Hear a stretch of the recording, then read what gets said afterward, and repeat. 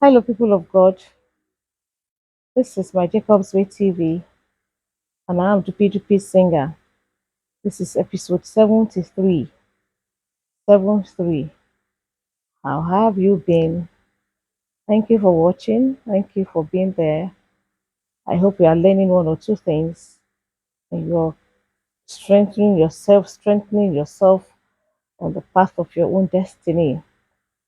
I was talking about Hassan, how Hassan had been found to have broken into our home, and we eventually had found out that he had stolen a couple of things, stolen money. And I remember that my first daughter said one day she had gone to look for bed sheets in the laundry room where Azan was doing laundry, ironed clean sheets for their own bedroom. And she had asked Uncle Azan for bed sheets, and Uncle Azan had said, go and check inside daddy and mommy's bedroom, and mentioned exactly where we kept our clean linen bed sheets, as it were. And she had wondered how did Uncle Azan know where we keep our bed sheets in our house. But then she immediately thought nothing of it, and she moved on.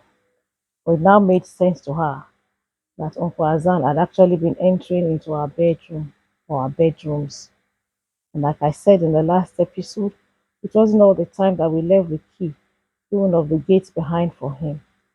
We found out that he will jump through the fence, on top of the fence into the house. We also found out that some of the security people in the area had aided and abetted him. They had seen him do that and they had carried their faces away. And we also found out that there were some of them who warned him that if he did untoward things when they were there at work, on duty, when they would be on duty, they were going to squeal on him. So he knew the people that were soft on him, and he knew the people were hard on him.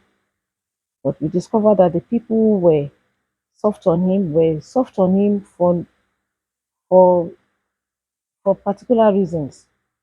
One of them was also asking Azan to steal from inside the house for him.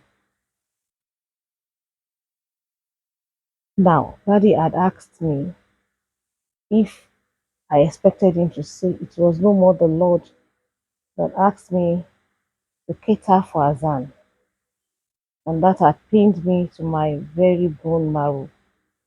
You know, you know how it is with us Christians when we do not want people to ask how our people to ask us, where is your God? That was the kind of pain I carried. And I was also afraid because he had threatened me. I was surprised that Azan would actually, you know, he did like this to me. He did like this. I'll catch you. You see, I'll catch you. I know where to catch you. I'll seek you out. I know you're going and coming in. I know where to catch you. I will set an ambush for you and get you. I was afraid. I've always been kind to this person. There was nothing. I did not deserve that kind of treatment. And that scared me even more about human beings. And it was with all these hurts that I went to the Lord. I said to the Lord, how could you ask me to be nice to somebody and the person is reciprocating, you know, evil, me with evil? And for 3 days, I refused to go to the altar, the bush, to the prayer place for 3 days. On the fourth day, the Lord came and asked me, where are you? And I said I was in my house. And he asked me, what about the place I asked you to be? And I said to him, Lord, you can see all things.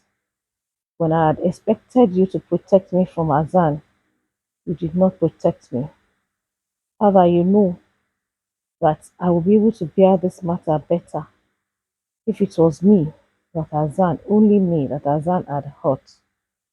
But he had also hurt my husband. The man who had been kind enough to allow me to be on this journey that you have asked me to be on, he had not stopped me, and my children who had also supported me. I would have been sure, Lord, that you will have my back, but you allowed Azan to do this to me, even to the extent of threatening me. And I said to the Lord, you know that if you don't, he will catch me because he already knows my in and out. But I was glad that I had not done any unrighteous thing that he could use to blackmail me. And then the Lord said to me, my daughter, be on your way. Be on your way. Just go and do what I ask you to do. He said to me, let me assure you that the day in the future when I put a large crowd of people behind you, a large crowd of people, and everything is going on well, you seem to have a big church and good people that are around and about you, you will still find people who will backstab you. The Lord said you will still find people who will speak evil of you. You will still find people who will take advantage of you. You will still find people who are hypocritical with you. You will still find people you will give jobs to and they will run away and they will allow things to go bad. He said all sorts of things that people will do to me. He said you will be surprised and shocked because all you have been to them is good and kind. You have looked out for them, you have tried not to hurt them, but they will not bat an eyelid when they hurt you and walk away. And I said to the Lord, so what will I do? And I bear all that pain. How can why will you send me on such an errand? And it was as if he chuckled and reminded me that have you not always prayed when you were alone in the bush that you want to be like me? And when the Lord tells me that, I always stop and think. He said, think, my daughter. Isn't that how people are to me? Isn't that what people do to me? If I, because of that, walk away from the affairs of the world, what do you think will happen? He said to me, you say you want to be like me. You prayed, Father, let me be like you. Let me be like you. And I did pray, I did pray. And I truly wanted to be like God. I prayed. I prayed as if it would go out of fashion. He said to me, you prayed. So keep going, my daughter. They did not send you on an errand. I sent you. And when people do that to you, look up to me. Take your strength from me. Talk to me about it. I will always give you a balm of Gilead. I will always encourage you. I will protect you. And I will tell you to keep going. But don't, because of what man will do to you, stop doing what I have asked you to do. And he was gone. What a mighty God we serve. What a loving Father we serve. What a gracious God we serve. The God of the whole universe was kind enough to spare me some time, to speak to me by his Spirit, to encourage me. So on the fifth day, I carried my things and I went back to the bush. Don't forget that Hassan had a farm there already. And soon, after I had settled, maybe 2 or 3 hours after, Hassan came in and I was afraid. I stood up as if I didn't know what to do to run. I can't run that much. And immediately he came to me. He greeted me nicely. He was very respectful. I wasn't expecting that. Not from the way that we parted the last time when he threatened me. And he said to me, Mommy, you have not come all this while. I was afraid to come to the house because I do not know what Daddy will see. And I picked it from there. I said, Hassan, with all the kindness that the Lord has sent me to be kind to you, you want to hurt me through my husband, and then you threatened me that I should keep going to the bush, you'll catch me. Do you know what Hassan said? He said, Mommy, how can you ever believe that I will hurt you? How can you ever believe that I will hurt you?